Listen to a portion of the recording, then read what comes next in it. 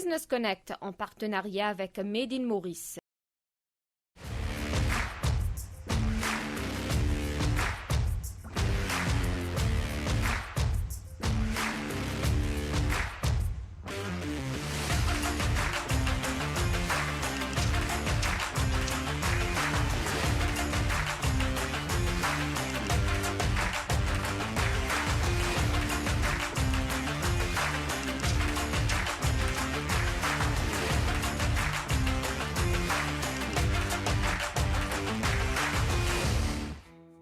Assurer une meilleure synergie entre les producteurs locaux et les acteurs de l'industrie touristique, Made in Maurice accentue sa campagne et rejoint la Tourism Authority pour des projets de co-création tout en se focalisant sur le côté durable de notre industrie touristique.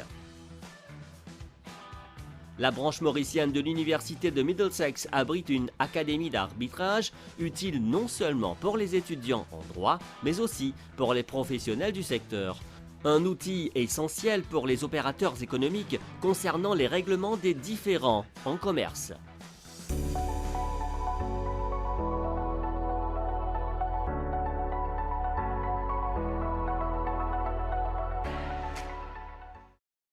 La réputation de Maurice n'est plus à faire dans le secteur touristique, mais la demande des touristes a changé.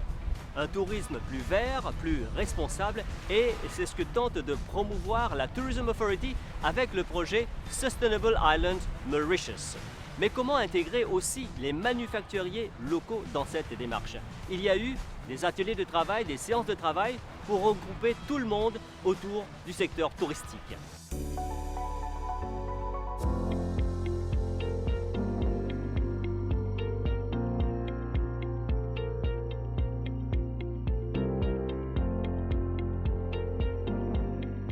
La première rencontre avait été faite en 2019 et c'était une rencontre décisive parce qu'on a tout de suite su, en tout cas avec le cabinet CSCP et la Tourism Authority, qu'il y avait une histoire à écrire ensemble. De par le projet, la pertinence du projet et surtout peut-être de par la vision du Made in Maurice dès le premier jour de sa création, il y a 10 ans aujourd'hui.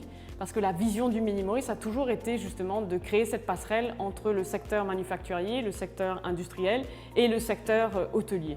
Donc c'est pour nous, ce projet de co-création est vraiment la concrétisation de cette passerelle où justement le Made in Maurice est un réel outil de transformation pour ce secteur du tourisme qui est en redéfinition. Et en questionnement, on va dire, sur cette destination qui se veut plus durable, plus verte. Une industrie touristique responsable, adoptant les bonnes pratiques écologiques, mais surtout qui intègre les producteurs locaux dans la chaîne des valeurs. Made in Maurice campagne en ce sens avec la Tourism Authority à travers le projet Sustainable Island Mauritius. On parle de co-création à travers des partenariats, mais aussi en incluant d'autres secteurs d'activité au sein de l'industrie touristique. Des ateliers ont permis de commencer cette démarche de co-création. Alors quel bilan vous faites de ces séances de travail justement depuis le début jusqu'à aujourd'hui? Alors j'ai envie de dire, bilan ne s'applique pas parce que c'est un work in progress, mais en tout cas on peut déjà reconnaître que certaines étapes ont été franchies, notamment 6 projets qui sont concrets. Je peux donner quelques exemples. Les ruchers de Sainte-Ville par exemple qui travaillent déjà avec Beachcomber sur le principe de ruches. Installés dans les différents hôtels, on est allé plus loin dans cette co-création où aujourd'hui les ruchers de Sainte-Ville auront donc une visite guidée, un bee-tour dans les hôtels qui permettront justement aux touristes, notamment aux enfants aussi, de se sensibiliser sur la cause des abeilles, l'importance des abeilles, etc. par rapport à la biodiversité. On a Summertimes qui a travaillé avec Feuilles et Fleurs. Donc Summertimes tour opérateur qui fait venir des touristes de part et d'autre, a travaillé de pair avec Feuilles et Fleurs qui techniquement, en tout cas avant le projet, faisait des tisanes mais pas nécessairement des tours guidés avec toute une explication etc. sur le contenu de ces tisanes, le pourquoi de telles plantes, l'importance de la biodiversité à Maurice, etc. Donc cette co-création et tout le feedback que Summertimes et leurs employés ont donné ont permis d'éliminer justement ce fameux mismatch dont tout le monde parle entre un produit qui est créé et un touriste qui vient et qui ne ne trouve pas nécessairement son compte. Donc là, le fait d'avoir partagé toutes ces informations-là ensemble aura permis à Feuilles et Fleurs de développer non seulement un tour qui fait sens pour les touristes, qui font 12 heures d'avion avant de venir nous voir, mais aussi d'acheter un produit à l'image de Summertimes et à l'image de cette balade.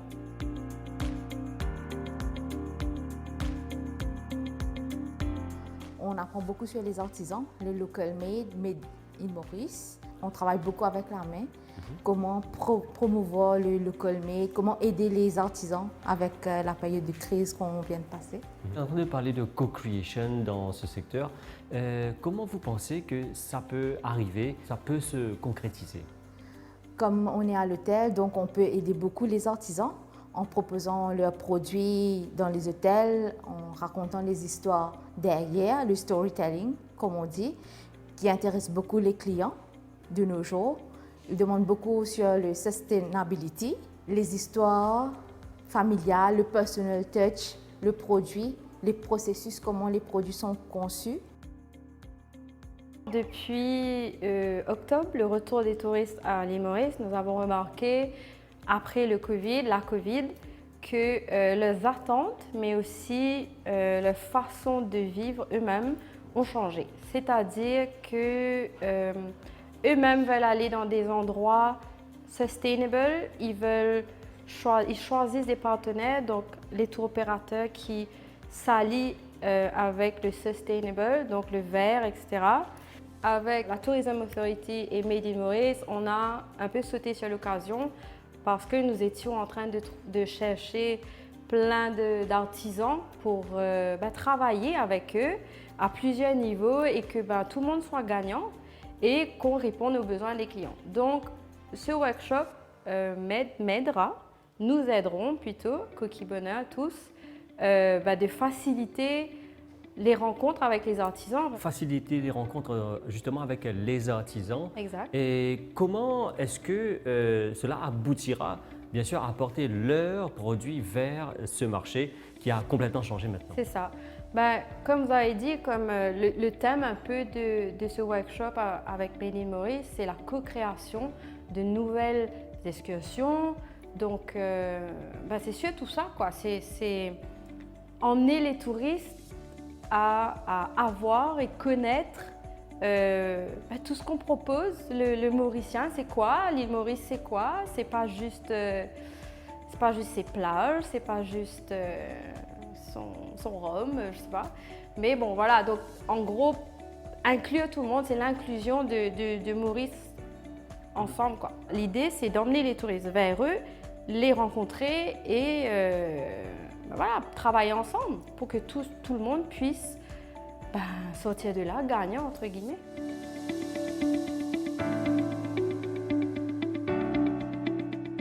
The Good Shop est une entreprise sociale qui fonctionne à travers des magasins de seconde main.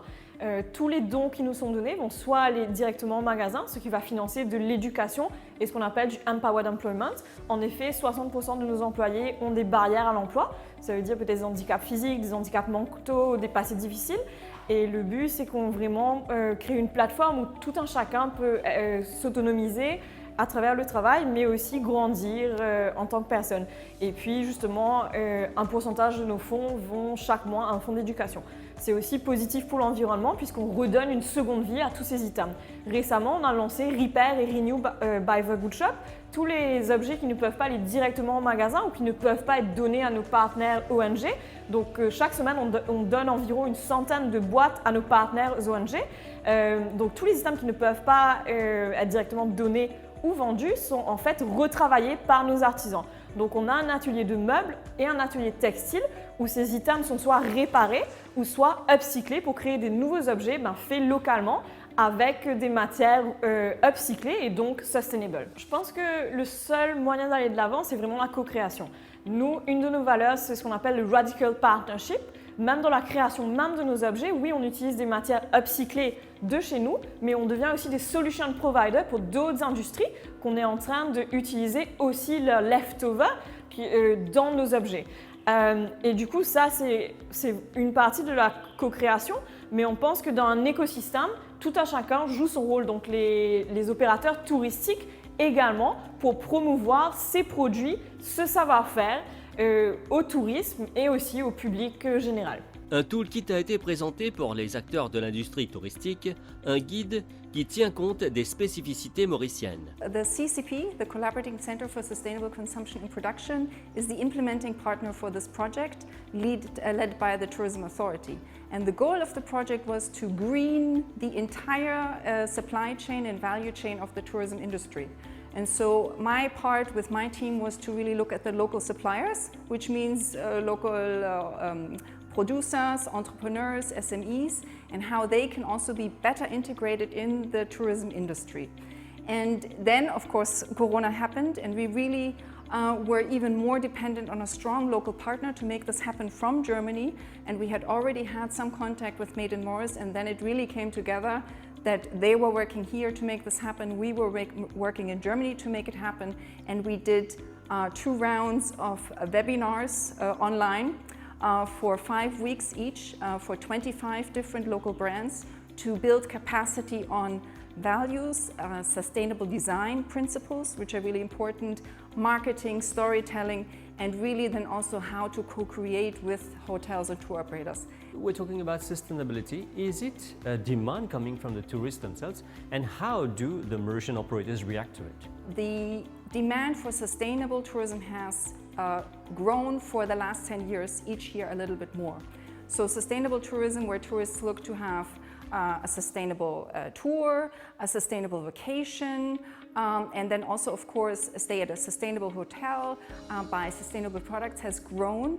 And we've seen accelerating in the Corona times, in the COVID times, because I think people had also time to reflect on what's important to them and the impact we're having on the planet. I think the pandemic brought up even more of this consciousness, and we already now have seen, talking to many different of the tour operators and hotels in the last 10 days, that the tourists come with different expectations and a different consciousness and are actively asking these questions. So the demand has changed, and I think all the hotels and tour operators and other event sites are seeing it and are feeling it and are ready to make a change.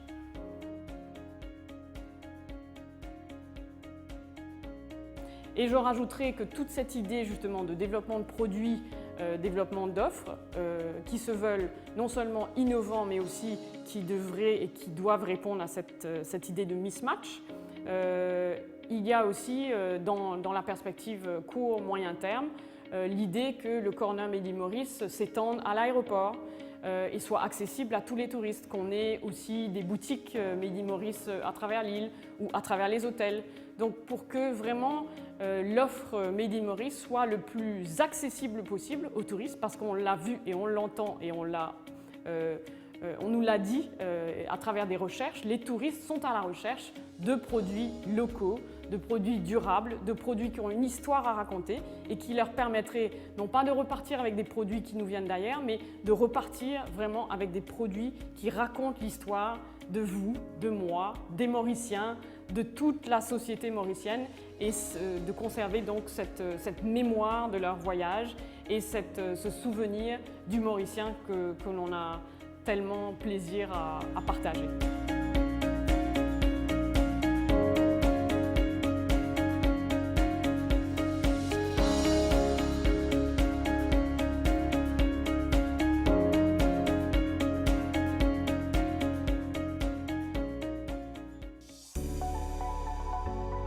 The Mauritius Arbitration Academy recently set up on the campus of the Middlesex University here in Mauritius, offering courses not only to law students but also facilities to practitioners. In this edition of Business Connect, we are going to see how the Middlesex University is operating in Mauritius, and we also get to see how this Arbitration Academy is going to be beneficial to Mauritius. Middlesex University Mauritius is part of Middlesex University, which is a UK-based university with branch campuses in Dubai, Mauritius and Malta. So regardless of where students study, they would then graduate with a UK qualification. So as part of sort of that value proposition, we went into a joint venture agreement with Medine Limited. And so these wonderful facilities that you would see around you is provided by Medin, and Medin then is the local partner of Middlesex University.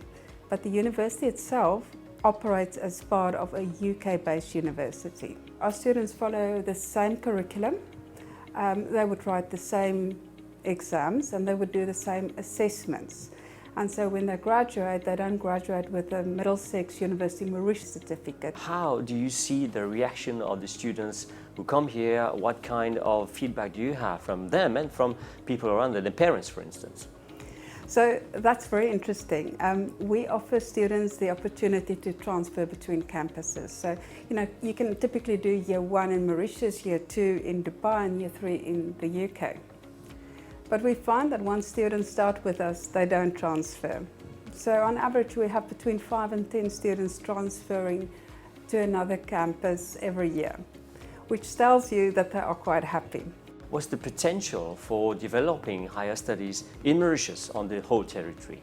I think the proximity of Mauritius is fantastic because we are close to Africa and we are close to India. So the proximity is fantastic. I think the fact that as a nation we are very welcoming and very diverse, it's also fantastic because when students come in from wherever, they find a community to which they belong. The real value comes in when they become ambassadors for Mauritius, because they go back to their country and they have studied in Mauritius and they come back here as tourists. They have businesses. Quite a few of our international students have remained in Mauritius on business visas, have opened up companies in Mauritius. So they build the economy. During their time at university, family comes to visit. So they create a sort of, let's call it free advertising for the country. Mrs. Vandanabisu, so please tell us about this arbitration center set up here by the Middlesex University. Right. So the Mauritius Arbitration Academy, it's the first ever institution that has been designed to actually bridge theory with practice. So we have basically identified a gap in terms of the practice and the exposure to international arbitration. For example, students need to understand how the practical sessions take place within international arbitration. So this academy will basically provide for these types of training. So that's actually the whole purpose. And to be more specific about the academy, it's not only going to benefit students in Mauritius. For example, it's not only going to be restricted to all the students not necessarily studying law in Mauritius, but all students who actually want to have a career in international arbitration, and it would also extend to Africa. We'll have courses designed for both students, meaning young students who've just graduated, for example, from a degree, they've just completed their degree, or even a postgraduate. There'll be specific courses that are tailored for these students, but we also have advanced courses for young lawyers. For example, those who've just been called to the bar, and we all understand how practice is really, really tough outside with the competition ongoing. So those students who want to actually have a career in arbitration, they'll be able to attend those training sessions and get the benefit. There'll be specific arbitrators, international renowned arbitrators like Neil Kaplan. These people are going to be able to come and facilitate those workshops, and all practical sessions would actually be offered by international arbitrators. We also have Dr. Jamshid Piru, who is going to be collaborating very closely with us on this project. So setting up an arbitration academy in Mauritius, what does it bring to the country? Right, so as from now, Mauritius is going to be recognized as being equipped with the most innovative institutions that will be offering training sessions to mostly all the students in Mauritius, but not only students, as I've said earlier, it will also be practitioners. This means all these participants will be very much experienced in international arbitration, and we are definitely going to use these resources to promote Mauritius as an international arbitration hub. And this is something that is really going to basically help our economy, and it will definitely bring a very good reputation to the country itself and let's hope that this is going to be a success.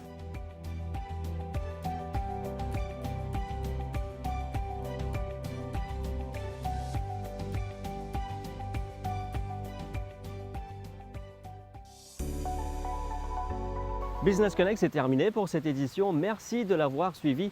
J'espère que vous avez apprécié cette émission que vous pouvez retrouver d'ailleurs sur nos réseaux multimédia. Au plaisir de vous retrouver une prochaine fois. Au revoir.